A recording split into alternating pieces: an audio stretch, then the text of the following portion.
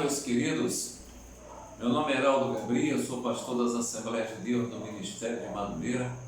Moro na cidade de Santo Antônio de Pádua, no estado do Rio de Janeiro. E esse é o nosso canal Aos Confins da Terra. Nós estamos falando acerca da pessoa do Espírito Santo. Mas antes do vídeo começar propriamente dito no nosso assunto, nós vamos pedir a você mais uma vez, que ainda não é inscrito em nosso canal Aos Confins da Terra, por favor, faça a sua inscrição. Acione o sininho para receber os vídeos às segundas, quartas e sextas. Gostando, compartilhe com seus companheiros, vizinhos, irmãos de igreja, colegas, trabalho, escola. E deixe o seu like, o seu joinha, nos ajude a levar essa palavra de Deus verdadeiramente aos confins da terra. Queridos, nós falamos até agora, são 15 vídeos sobre o Espírito Santo. Nós viemos falando desde a fundação do mundo, a ação do Espírito Santo na fundação do mundo, até chegarmos hoje na atuação do Espírito Santo a partir do Novo Testamento. Se você olhar os vídeos anteriores, nós vamos ter um apanhado de cada tempo do Espírito Santo na Terra, até chegarmos hoje no Novo Testamento. É claro que o Antigo Testamento termina com o livro de Malaquias. E quando termina o livro de Malaquias, eu não sei se todas, mas a maior parte das Bíblias tem 3, 4 páginas em branco. E aí começa o Novo Testamento. Só que, da época de Malaquias até a promulgação, a compilação, a edição do Novo Testamento, até o momento em que Jesus foi anunciado, nascido, nós tivemos 400 anos, chamado por muitos de silêncio. É claro que Deus continuava atuando, Deus continuava agindo, tá? Os cultos continuavam nas sinagogas lá, os sacerdotes continuavam trabalhando, mas o Espírito Santo em si, ele silenciou, tá? Parecia que ele fez um silêncio tremendo, porque não houve nenhuma voz profética inspirada pelo Espírito Santo, tá? Não houve nenhuma proclamação de mensagem de Deus ao seu povo. E essa época de silêncio, no entanto, foi seguida por um período de atividades espirituais sem precedente. O Espírito Santo agia com muita atividade no Antigo Testamento, porém, a maior ocupação e maiores atividades estavam reservadas para o ministério do Espírito Santo no Novo Testamento, tá? Pelo que nós vamos falar a partir de hoje, nós vamos entender e aprender que o Espírito Santo esteve poderosamente presente na vida e no ministério de Cristo, em toda a sua extensão. Teve, porém, lugar mais amplo no desenvolvimento da nova igreja, durante os tempos descritos no livro dos Atos dos Apóstolos. Se nós seguirmos cuidadosamente a ordem de assunto, de estudo do que nós vamos falar aqui, nós vamos concluir que o nascimento de Jesus foi obra do Espírito Santo. O seu trabalho foi obra do Espírito Santo. O Espírito Santo é o capacitador da igreja. O Espírito Santo estará gloriosamente presente e ativo durante o milênio, tá? Então, meus queridos, nós podemos começar a falar sobre a vida do Espírito Santo sobre a obra do Espírito Santo na vida de alguns homens do Novo Testamento. E nós vamos começar primeiro por João Batista, até porque no Novo Testamento homens de proeminência no Evangelho, João Batista veio antes de Jesus. O Novo Testamento, nós temos a história de um velho sacerdote de nome Zacarias. A esposa dele chamava-se Isabel. Eles ouviram através de um mensageiro celestial que, a despeito das circunstâncias naturalmente desfavoráveis, iriam ganhar um filho. Idade, esterilidade, tudo isso. A João Batista estava destinado a uma missão de grande interesse nos céus. Por isso o Espírito Santo manifestou-se nele de um modo especial. Foi cheio do Espírito, pois nenhuma missão espiritual de grande relevância pode ser realizada. Nós vimos isso no passado, nos estudos, nos vídeos passados. Nada pode ser feito com relevância nessa terra, espiritualmente falando, se o Espírito Santo não estiver capacitando, tá? A não ser pela unção do Espírito Santo, não se faz nada. Assim nós temos a manifestação do Espírito Santo em João Batista. Não vamos confundir João Batista com João o Evangelista, tá? O João Evangelista, ele escreveu os Evangelhos. O João Batista foi aquele que foi o precursor de Jesus Cristo, tá? Então, João Batista estava destinado a essa missão. Antes do nascimento, ao anunciar o nascimento do precursor de Cristo, ou seja, de João Batista, o anjo disse, está lá em Lucas 1,15, será cheio do Espírito Santo já do ventre materno. Já antes do nascimento, a natureza de João Batista era influenciada pelo Espírito Divino. Disto resultou ser ele um menino diferente dos demais. Lucas 1:80, Lucas capítulo 1, verso 80, nos diz o seguinte: o menino crescia e se fortalecia em espírito, e viveu nos desertos até o dia em que havia de manifestar-se a Israel. Olha só, nós não podemos nunca ignorar a condição de Deus do Espírito Santo, tá?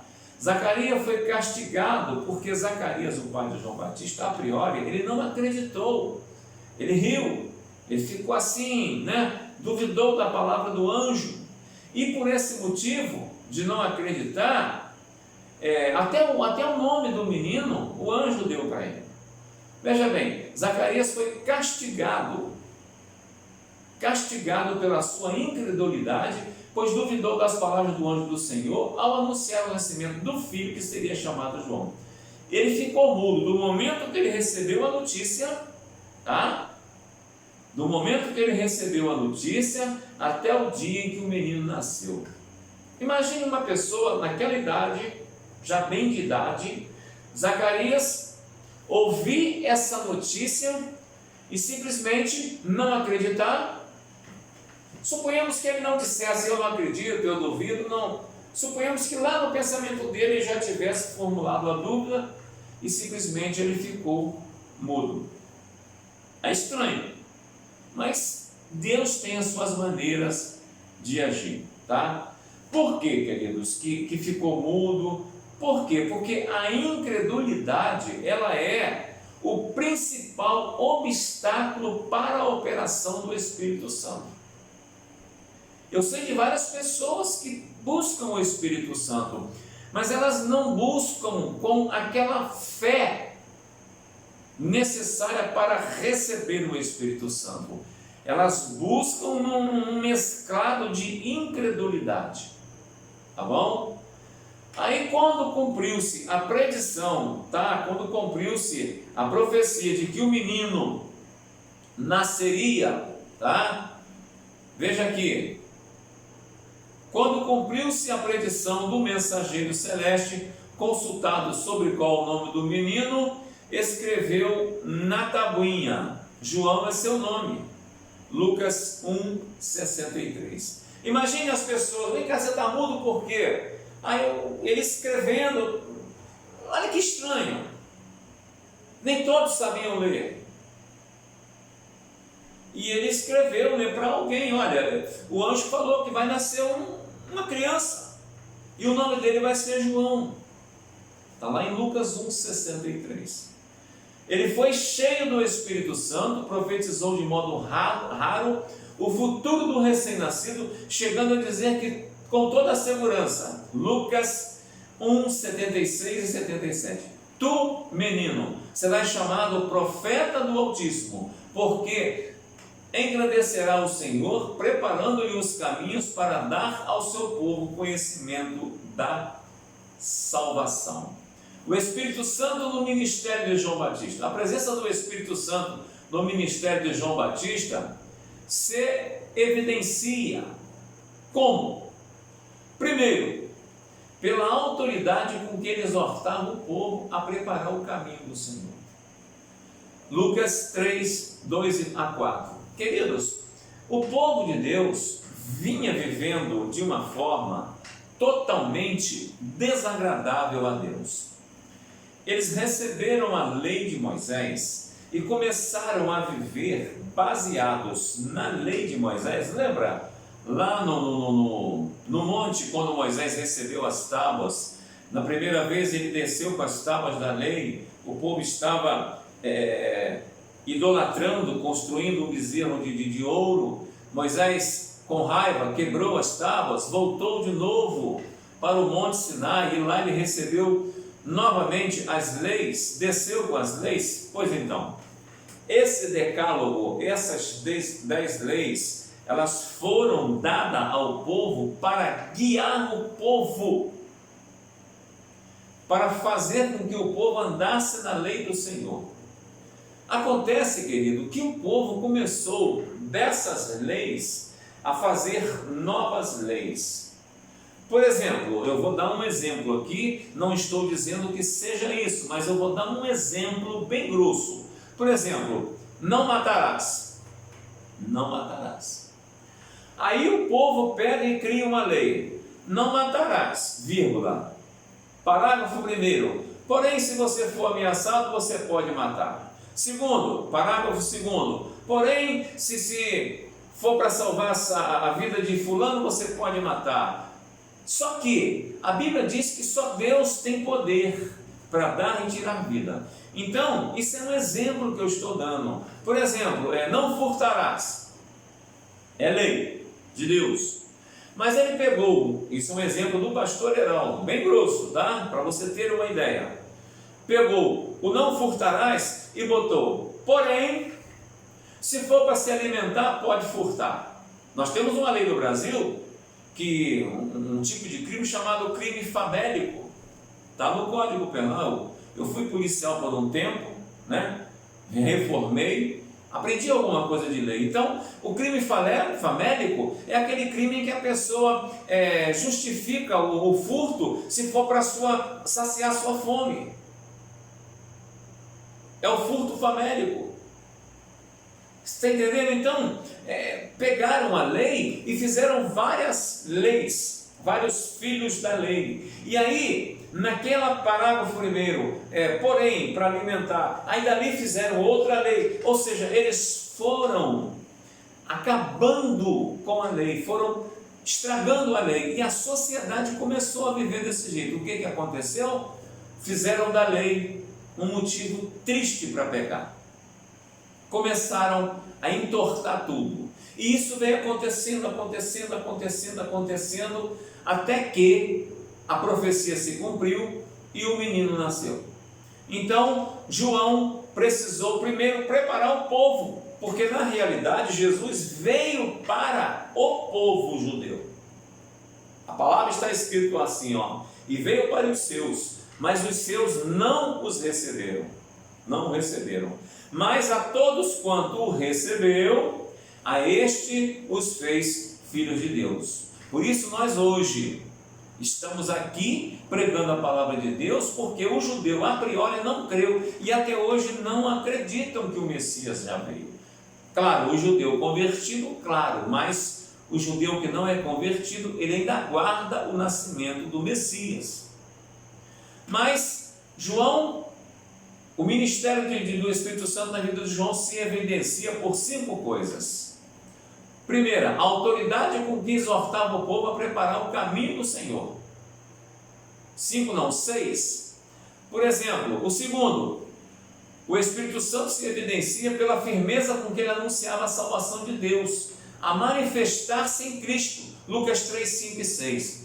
Terceira evidência do Espírito Santo na vida de João Batista, além das outras, era pela energia com que ele denunciava o pecado do seu povo, conclamando o povo ao arrependimento. Para quê? Para escaparem do juízo prestes a manifestar-se, qual machado já posto na raiz da árvore. Faltam 3, eu preciso falar esses 3. Número 4, evidencia-se o Espírito Santo na vida de João pela segurança com que ele ensinava o caminho do retorno a Deus. Por quê? Porque eles estavam seguindo a lei de Moisés, porém se distanciando de Deus por causa da vida que estavam levando.